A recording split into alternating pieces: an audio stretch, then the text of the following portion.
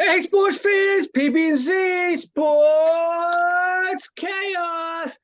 And speaking of the chaos, the Aces beat the Liberty last night. I know that's not a shocker. They were kind of favored, but the Liberty had the all-star team.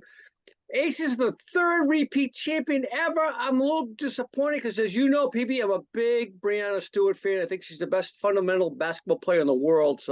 But congrats to the Aces. By the way, MLB, whoa. We might have a Philly, Texas World Series. Did anybody see that coming? No, not at all. Not at all. I think Philly's going to do it. You kind of had Philly flirting with the Yes, playoffs and stuff. I did. Yeah, I did. In our previous show, I may have picked them to go. I don't remember. But Texas, whoa. Hey, by the way, Texas lost last night. Max Scherzer, as great as he is, they might not want to pitch him anymore. That's all I'm going to say. He got rocked pretty good last night. I know he hasn't pitched in a month, but can you take a chance at this point in time? I don't know. The Astros are the defending champions, so we'll see. But they do have Nasty Nate, so we'll see what happens there, right? Yeah, and that was their first loss in the entire playoffs, right? That's unbelievable. When I heard that stat, I go, oh, crap. That's true. I'm doing the math on my fingers like a kid. I'm like, oh, shoot, that is right. Yeah. I mean, I wouldn't mind. You know what, PB? I would not mind seeing that. I mean, take the traditional. Hughes has been there for forever, right? They're there every year. Give us Texas. Give us Philadelphia. By the way, the Philadelphia fandom, they are absolutely maniacs. I can't believe how wild they are for their games, right? I know. Yeah, I've heard. I have a lot of people I work with in Philly, and they talk about having gone to games and how crazy it is inside that Citizens Bank Park. Wow. All right, let's talk some college football.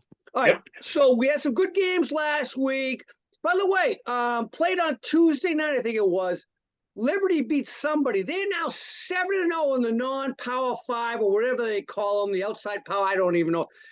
I think the Liberty is the team that might threaten to be. They won't be in the playoffs, but they'll be in the New Year's Day mix, I think, at the end of the day. So we'll see. But as you and I kind of enjoy a little bit, Deion and his Buffaloes got spanked. They were winning 29-0 over Stanford, the tree, the Cardinal, 29-0, and they're losing in double overtime. And the only thing I could think of was, oh my, we're not in Jackson anymore. Those aren't HBCU schools. It's not like Cinderella State anymore. You got Trojans, Bruins, Beavers, Huskies. Oh my. It's all over for you guys. With the Wizards done, right? Yeah, I think so. Oh my God! Hey, there was another great game though. Washington beats Georgia last week. I think. Who'd you pick? You picked Washington, or you picked Washington, right? Oregon, though. Oregon. I'm sorry, Oregon. Yeah. I did. I actually said on the show, this sounds like a push, and it was a push. They won by 3, but Oregon had opportunities, man. That was one of the best college football games. Definitely the best game I've seen this year. One of the best games I've seen in a while. That was a great game. By the way, isn't it? I mean, it's too bad because here it is, the Pac-12 in their swan song as they go to a Tupac Shakur conference. And they're playing the best football we've seen out of the Pac-12 in like the last 10 years, right? Yeah, there's some good teams up there, man. Good quarterback play and everything, man. Unbelievable. Hey, Georgia. I mentioned Georgia a minute ago by accident, but I get that on my mind because in my mind, their best player is their tight end, Brock Bowers. He's out for like 4 to 6, maybe even the whole season at this point in time, right? Yeah, that could play a factor. I mean, he was a move the chains kind of guy, you know. He was, yeah, he was. All right, the last thing before we make some picks. Big news today came out of Ann Arbor. Jim Harbaugh has been sending scouts to road games to specifically do what the Houston Pukes used to do in 2017. That is steal signs. They're over there stealing signs at away games, which is a big no-no in the NCAA. If Harbaugh is caught this time, does he have to win the national title to save his job? Well, could they become ineligible for the national title if it? Well, imagine that. He's done right there and there. He's done, don't you think? Okay. Could be. Ooh, all right. Let's make some picks because we got some good games this week again in college football. We'll do our foreplay which PB, I think you're a little bit in the lead on the foreplay, not by much. And by the way, we're not doing very well with foreplays this year, are we? Yeah, no, we're not doing too bad. We're not doing too bad. I think I'm only up on you by like a game. And then Are we like 12 and 10 or 11 and 10? I don't know what it is, but yeah, you're right. Yeah, you're right. Now that I look at it, I'm 11, 10 and 3. You're 10, 11 and 3, and G Money's 8, 13 and 3. So barely above 500. But we're picking against the spread. So you want to be better than around 500. You want to. Here we go. Let's make some money for the fans then. All right, first one.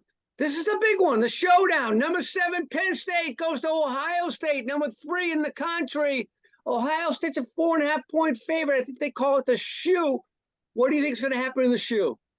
Yeah, it's interesting because I think Penn State is looking really good, but they haven't really been tested. They haven't been tested. You are right. That's what scares me a little bit. I mean, not that Ohio State's been super tested, but they did have the one big one against Notre Dame. Huge. Which very easily lost that game. Yep. So I think that Ohio State wins this, but I think they win it by a field goal. Oh, so you're taking Penn State? So if you give me 4.5 with Penn State, the way they've been scoring and blowing out teams, even though they should be, because like I said, they haven't been tested. I'm still going to give them the edge to hang in this game enough to either cover, or maybe they're down by 10, they score a late touchdown or something. But I'm going to go Penn State. So G Money, by the way, is an Ohio State fan, and of course he's taking them. And even though he says it's my head, not my heart, he's going Ohio State. Yep. I'm with you in the thought process. The only thing is it's in the shoe, and I think Ohio State covers at home. I get Ohio State. Okay. Sounds good. All right. Let's go to Duke coming down to Florida to play FSU. G Money has Florida State in the playoff at this point in time, and he says, regardless what happens the rest of the year, I don't see it. I saw them in person against BC, where they got away with death. They got away with escaping murder at that point in time, because BC, if they don't commit 18, if they only commit 17 penalties, they win that game. 14.5-point favorites is Florida State. What do you think? Yeah, and Florida State's, that's the one game, and they've won a couple other games that haven't really been blowouts like they probably should have been. Duke has only one loss, and they lost to Notre Dame, and they hung in there, only lost by a touchdown. I think they can hang in by 2 touchdowns against Florida State. So that's my 2 touchdowns and a half point. That's the big difference. 14.5, which could be a difference. I'm gonna go Duke. I'm gonna take the points with the 14.5 in this one. I got Duke as well. What is G Money? He's going Florida State. He has to be, right? No, he's got Duke as well. He probably thinks all right. His National College Championship contender is not going to cover. Oh, too bad. So we're all in on Duke on that one. All right, number 17, Tennessee goes to number 11, Alabama. If people remember correctly, last year, Alabama went to Tennessee. The Tennessee fans carried the goalpost out of the stadium and threw it in the river because they won. Nick Saban is a guy I believe has a long memory. What do you think? It's a 9-point favorite is Alabama at home. Yeah. The only thing that scares me about this game is what happened in Tennessee when they went on the road to play Florida earlier this year, and they got spanked, right? So that concerns me a little bit. On the other side of the coin, you have Alabama, who has won close games. I mean, they only beat A&M by 6. They beat Arkansas by 4. Yep. They're not blowing teams out. So if you're going to give me 9 points against a pretty strong Tennessee team, I like that. So again, I know last week I picked all 4 road teams to either win, cover, or whatever, and I went 0-3-1. But here I am this week so far picking 3 straight road game teams again. So my 7 last picks have all been road teams. But yeah, I'm going to take the points with Tennessee. As Alabama. G Money too? Yeah, as is G. So I think Nick Saban has a long memory, and believe it or not, I think the Alabama fans are going to carry the goalposts out of the stadium with a 20-point victory, at least 9.5. I got Alabama. Okay, covering. All right, the last one. This is a game that the beginning of the year probably people had as the Pac-12 championship game in midseason. Yeah. Number 14 Utah, who suffered a big loss a few weeks ago. 18 USC, which they barely escaped Colorado a couple weeks ago. They have no defense at all. But Caleb has lost his Heisman Trophy already, in my opinion. They are a 7-point favorite. When it was 6.5, I would have said maybe, maybe not. But definitely, I'm going Utah this game as the underdog with 7 points. What do you think? Yeah, and G Money is as well. But I'm gonna. Here's my one change. I told you to take all these road teams. I'm gonna take the home team in this case. I think what happens is my theory about getting blown out for all intents and purposes, and then your bounce back. This is when you realize, hey, we were undefeated going this game. We had a shot at a national title. If we ran the table this year, we could have been that national title team. Now they would have that loss hung on them. So I think they bounce back from that reality check and they blow out Utah. So I'm laying the 7 on this one. By the way, I believe the over-under is 54 in this game. USC gives up 20 plus a game. They score 30 plus. If the game goes according to stats, 54 as the over-under, you have to go over on this game all day long. Do you agree? Yeah, I think so. I mean, it could be right around like 31-23, which would be an 8-point win. That would cover the spread, and it would put it right at the under over. So yeah, that's kind of like your baseline. Can USC score more than that? Sure. Can Utah? Maybe, right? I believe their quarterback, Cameron Rising, is coming back for this game, so that's a big plus for Utah. All right. Hey, let's go to the NFL. Last week, we had the 2 last undefeated teams. The earliest, I think I read somewhere in like 12 years, that those 1972 Dolphins could, or 3 Dolphins could drink champagne and celebrate because no one's going undefeated. The 49ers lost to Cleveland without Deshaun. That is interesting. And, of course, the Jets, without Aaron Rodgers, beat the Eagles. Which of those 2 games do you think was more surprising? Believe it or not, I'm going to say Cleveland. And I know Cleveland has a powerhouse defense, and they can, with the powerhouse defense like that, you can go out and beat any team any week. But I just looked at San Francisco on both sides of the ball as being the most dominant team in the league.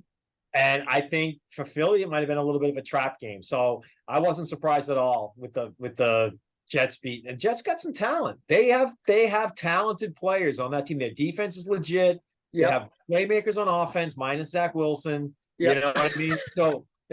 So I mean, I'm definitely, and then the whole thing without Deshaun either, right? That adds to it as well. But they held them in check. They held the Niners in check, and they did a good job. I think that was a bigger surprise for me. And by the way, my Cowboys are the big one against the Chargers in Monday Night Football. PB, and by the way, I got to say one thing about the Cowboys. Michael Gallup, you suck. You drop too many friggin' balls, dude. They got to find a way to get rid of him. He can't be in the lineup. And Cooks look pretty good. He does. Get him the ball more often. All right, so another guy in that game, I don't watch a lot of Chargers games in person. The guy that everybody raves about in fantasy. This is why I'm not a fantasy guy. Austin Eckler looked like you playing the game. You could have played better than Austin Eckler in that game. You could have had more stats than Austin Eckler. He's an average player at best. Why does everybody rave about Austin Eckler? Well, when he was in his prime, his yardage from scrimmage was ridiculous because he would catch. He's only 25. He would catch 80. He's not 25. Eckler 26, I think, actually. I'd be surprised. I thought he was even older than that. But because he catches the ball in the backfield, the guy catches almost 1,000 yards and rushes 1,000 yards every year. So that's why that's good for a back. I mean, let's not deny it. He's just hit a couple injuries. He's on the downside of his career. You know, the shelf life for a running back is short in the NFL to begin with. So, yeah, is he seeing the beginning of his end? Probably. He gets a lot of touches, but I don't think he doesn't impress me. He doesn't generate big plays, so I don't know. I'm not a fan. No, nor am I a fan of David, what's his name, Montgomery from the Lions. And I know he's out now. They won't miss him. Trust me on that. But he's being used in an appropriate, like just like Jamal Williams. Now he is different than he was in Chicago. I agree. He's being used appropriately, and give him the ball around the goal line. Give him the ball around the goal line with that offensive line in Detroit. That's a pretty good recipe for scoring a lot of touchdowns this year. Well, we're going to get to pick that game in a minute without David Montgomery because he's out, right?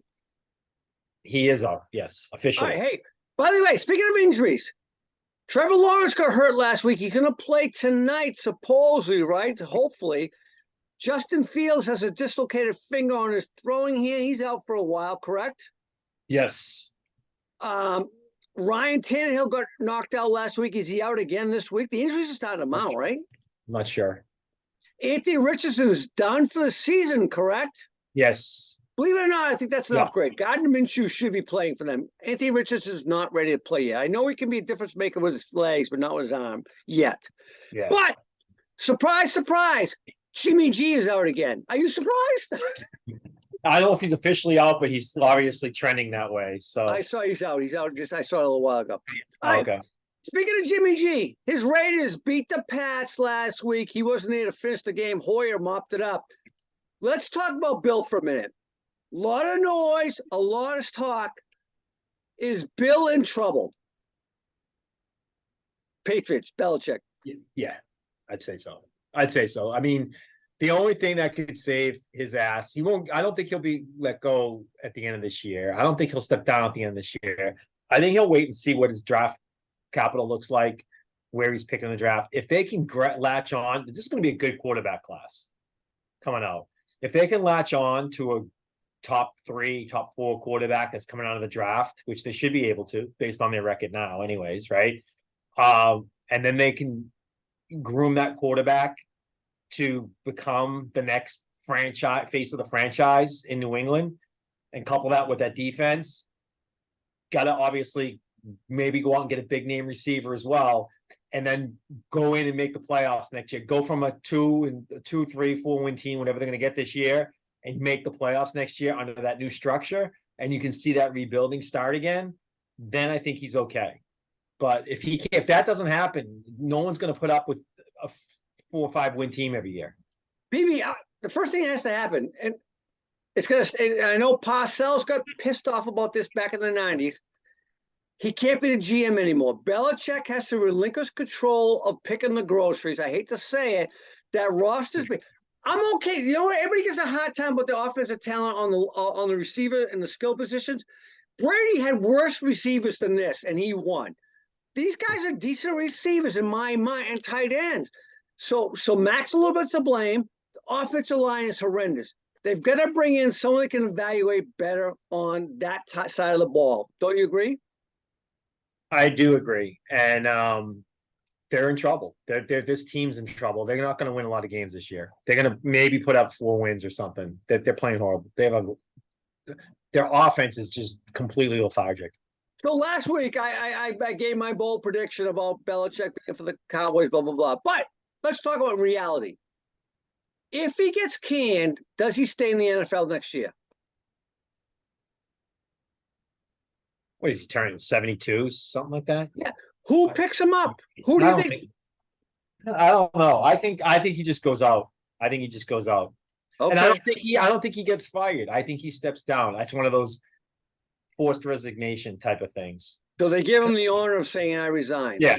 Then they're going to give him the honor of doing that. He's not going to get fired. I gotta say, Belichick is such an egotistical SOB. He may not take that. He might have to say, "Tell me I'm fired." We'll see. All right. Let's make some picks. You ready? Yeah, let's go. All right. One of the best games of the weekend. G Money Super Bowl team. The Lions played the Baltimore Ravens. Little fun fact here, DYK. Lamar is 15-1 versus the NFC in his career. What do you think of this game? I don't think this game's a joke. Detroit Lions are 20 times a better football team than the Baltimore Ravens. I told you the thing I learned last week or the week before was that Baltimore sucks. I'm going to stand by it. Let's add this to the equation too. The Detroit Lions have the #1 rush defense in the entire NFL. The only thing Baltimore knows how to do is run the football. They can't pass to save their lives because Lamar Jackson's the worst throwing quarterback, I think, in the NFL. So you have a recipe for an absolute disaster here. The only thing they can hope is that their defense can somehow hold that team at bay. You do have Montgomery, as you mentioned, out. Looks like Jamar Gibbs is going to be in, though. But Goff should have a field day with the rest of the cast of characters there, including Amon-Ra St. Brown. So give me the Lions in this all day long. By the way, the Ravens, I didn't know this, they're #3 in defense in the league this year. They like I said, that's the one thing that they can hope for is And you gave a hard time about the running and the rush defense. You said Detroit does it well. Detroit, I got to read this right. They're the last place team against quarterback rushing in the NFL for the last 2 years. Oh, Baltimore has the #1 quarterback rushing team in the league for the last 5 years. I think you might be a little bit mistaken here on that formula, sir. I got Baltimore winning this game. I don't care about what happened 5 and 3 years ago. I care about the team that's on the field. Over the last 2 years, Detroit can't stop a running quarterback. All right, so you're taking Baltimore? All right, there's a loss for you and G-Money right there. All right, let's go to the next game. Your Super Bowl pick from the NFC, the Falcons. They go to Tampa Bay. What do you think? Yeah, Atlanta can't win on the road. I think they're showing some signs of life here. They started off strong. They haven't had really powerful opponents to justify the fact that they're a good football team, but they're trending in the right direction. I do like the way they're trending. They're getting Pitts involved. They're getting London involved. Riddle looks like he's playing half decent, but they don't play well on the road. I think Tampa's surprised me this year. It's going to be a close game. We're talking probably a field goal in this game difference, but I'm going to give the edge to the home team, Tampa. G-Money has Tampa. G-Money does too? G-Money has Atlanta. Oh, I got Tampa. Baker redeems himself this week. All right. Steelers versus Rams. This is probably the toughest game to pick of this week.